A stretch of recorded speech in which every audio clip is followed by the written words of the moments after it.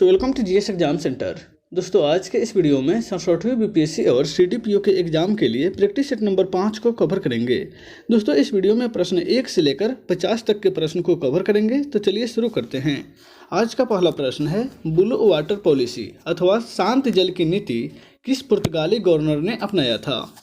Blue water policy अथवा शांत जल की नीति। तो राइट आंसर हो जाएगा option A, Francisco de Almeida. Francisco de Almeida ने ब्लू वाटर पॉलिसी अथवा शांत जल की नीति अपनाया था। नेक्स्ट है क्वेश्चन नंबर 2, भारत में न्याय व्यवस्था का जन्मदाता किसे माना जाता है? भारत में न्याय व्यवस्था का जन्मदाता किस गवर्नर जनरल को माना जाता है? तो राइट आंसर होगा ऑप्शन बी, वारेन हेस्टिंग्स को। वारेन हेस्टिंग्स को न्याय व्यवस्था का जन्मदाता माना जाता है। 1773 के रेगुलेटिंग एक्ट के तहत 1774 में कलकत्ता में एक सुप्रीम कोर्ट की स्थापना की गई थी।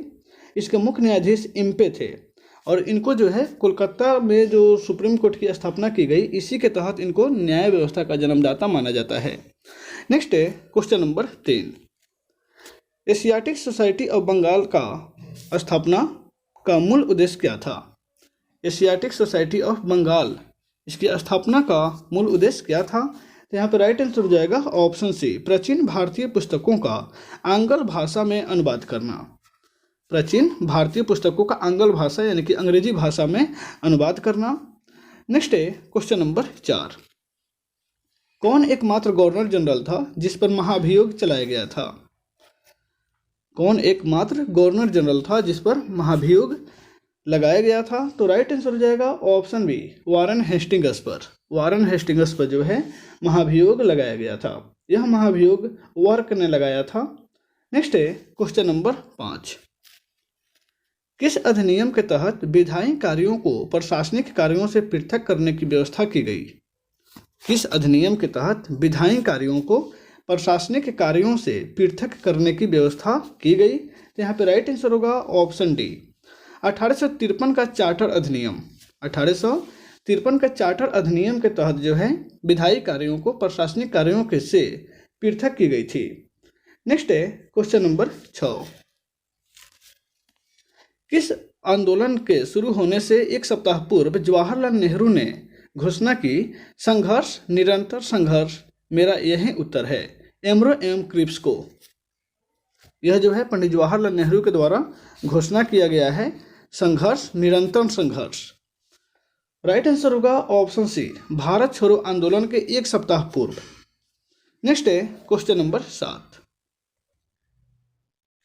शिवाजी की कर व्यवस्था निम्नलिखित में से किसके कर व्यवस्था पर आधारित थी? शिवाजी की कर यानी कि टैक्स की जो व्यवस्था थी वह किसके टैक्स व्यवस्था पर आधारित थी? तो राइट आंसर हो जाएगा ऑप्शन सी, मालिक अंबर। मालिक अंबर के कर व्यवस्था पर शिवाजी की कर व्यवस्था आधारित थी, यानी कि ऑप्शन सी इसका राइट आंसर हो जाएगा। नेक्स्ट है क्वेश्चन नंबर 8, वर्ष 1907 के सूरत अधिवेशन में कांग्रेस में नरम दल एवं गरम दल के बीच विभाजन का निम्नलिखित में कौन सा कारण नहीं था? आपको बताना है कि कांग्रेस जो है विभाजित हुई थी 1907 के सूरत अधिवेशन में, नरम दल और गरम दल में। तो इनमें से विभाजन का कौन सा कारण नहीं था?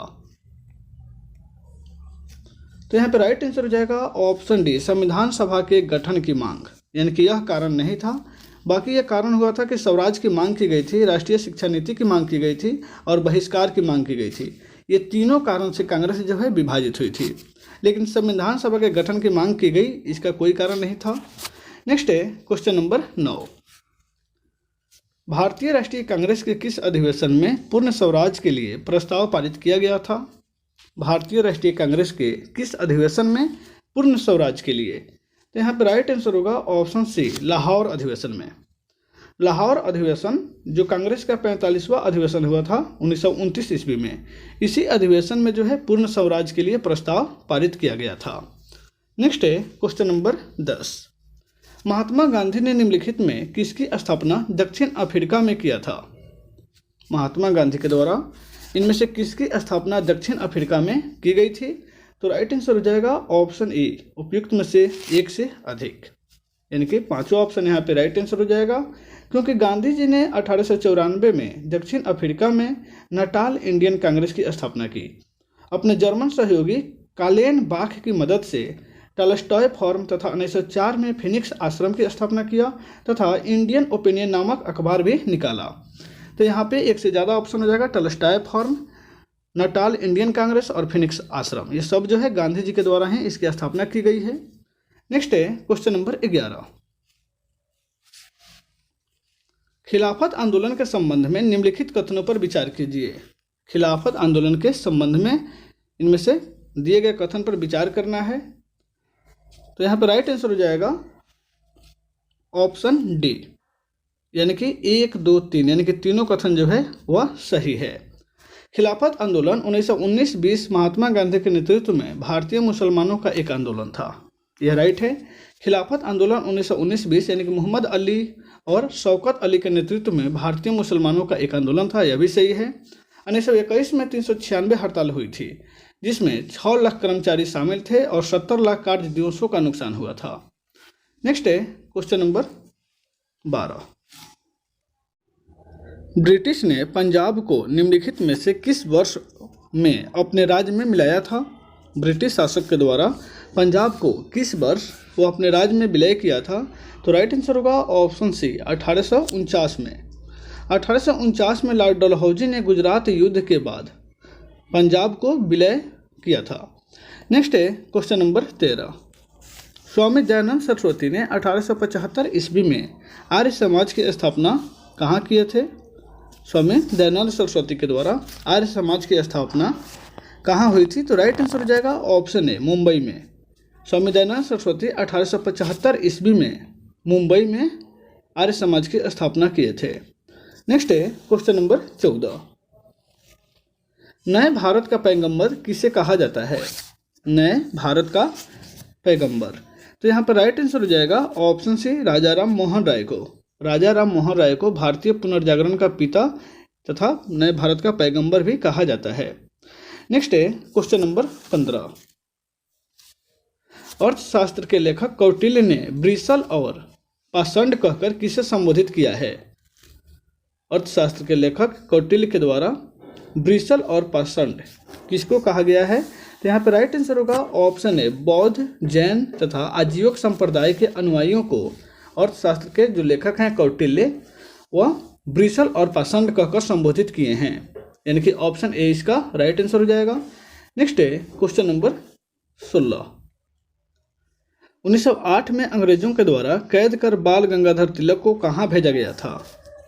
बाल गंगाधर तिलक को 1908 में अंग्रेजों के द्वारा कैद करके कहाँ भेजा गया था? तो यहाँ पर राइट आंसर हो जाएगा ऑप्शन डी, मांडले। मांडले में भेजा गया था। केसरी में प्रकाशित लेखों के लिए जून 1896 में बाल गंगाधर तिलक को गिरफ्तार करके राजद्रोह का मुकदमा चलाया गया था, जिसके अंतर्गत उनको 6 साल की सजा हुई थी और इसी सजा के दौरान उनको मांडले जेल जो म्यांमार में स्थित है उनको भेजा गया था। नेक्स्ट है क्वेश्चन नंबर 21। हड़प्पा लिपि के बड़े आकार के 10 चिन्हों वाला एक शिलालेख कहाँ से प्राप्त हुआ है? राइट आंसर होगा ऑप्शन डी, धौलावीरा में, यानी कि धौलावीरा जो वर्तमान में गुजरात में है, वहाँ पे 10 चिन्हों वाला एक शिलालेख प्राप्त हुआ है। नेक्स्ट है क्वेश्चन नंबर 22। 16 महाजनपदों की सूची किस स्रोत से मिलती है? 16 महाजनपद की सूची किस स्रोत से मिलती है? तो यहाँ पे राइट आंसर हो जाएगा ऑप्शन ए, उपयुक्त में से कोई नहीं या उपयुक्त में से एक से अधिक। 16 महाजनपदों की सूची बौद्ध ग्रंथ के अनुसार अंगुत्तर निकाय एवं जैन ग्रंथ के अनुसार भगवती सूत्र में मिलती है, यानी कि ऑप्शन ए और डी, यहाँ पे 2 ऑप्शन सही है। नेक्स्ट है क्वेश्चन नंबर 23। हुनों का संघर्ष किस शासक से हुआ था? हुनों का संघर्ष इनमें से किस शासक से हुआ था? तो राइट आंसर हो जाएगा ऑप्शन डी, स्कंदगुप्त से। हुन का आक्रमण स्कंदगुप्त के समय 455 ईस्वी में हुआ, जिसमें स्कंदगुप्त ने हुनों को पराजित किया था। नेक्स्ट है क्वेश्चन नंबर 24। कुशल स्थानीय स्वशासन के लिए प्रसिद्ध राजवंश कौन था? कुशल स्थानीय स्वशासन के लिए प्रसिद्ध राजवंश इनमें से कौन था?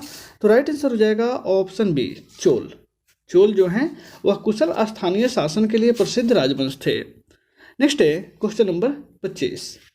द्वितीय संगम का आयोजन कहाँ किया गया था? द्वितीय संगम का आयोजन, तो राइट आंसर होगा ऑप्शन डी, कपाटपुरम में। कपाटपुरम में जो है द्वितीय संगम का आयोजन किया गया था। प्रथम संगम का आयोजन जो है मदुरई में किया गया था और तृतीय संगम का भी आयोजन मदुरई में ही किया गया था। द्वितीय संगम का आयोजन कपाटपुरम में किया गया था। नेक्स्ट है क्वेश्चन नंबर 26। सूची 1 को सूची 2 के साथ सम्मिलित करना है। सूची 1 में मुगल शासक का नाम दिया हुआ है और सूची 2 में संबंधित मकबरा है। आपको जो है इसमें सम्मिलित करना है।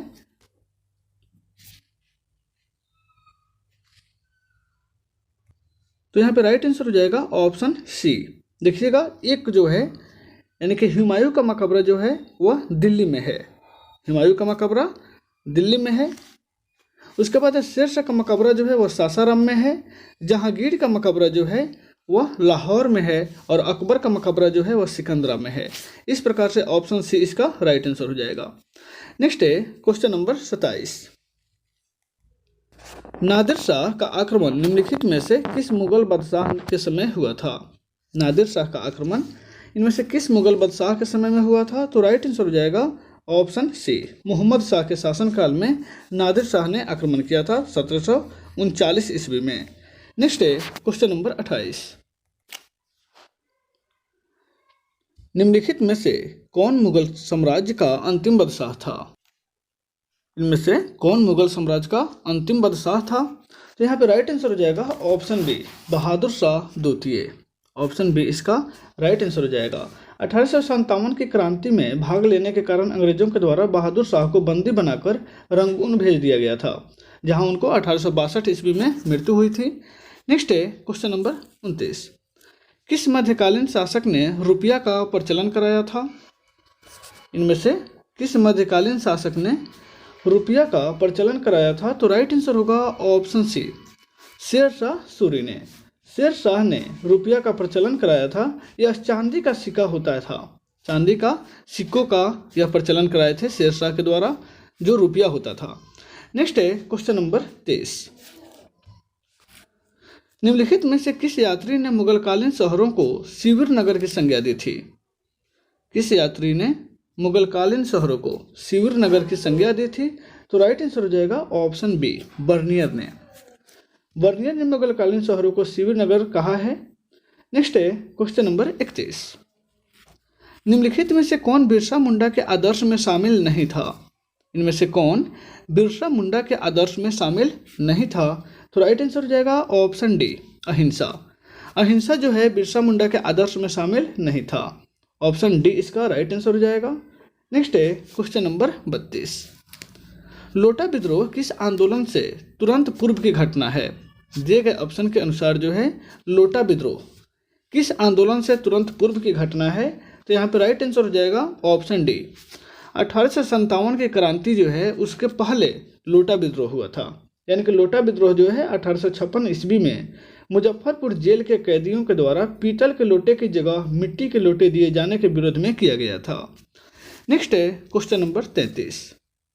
दिल्ली के बादशाह को लाल किला खाली करने और कुतुब पर जाकर रहने की आज्ञा देने वाले भारत के गवर्नर जनरल और संबंधित बादशाह के जोड़े का चयन करना है।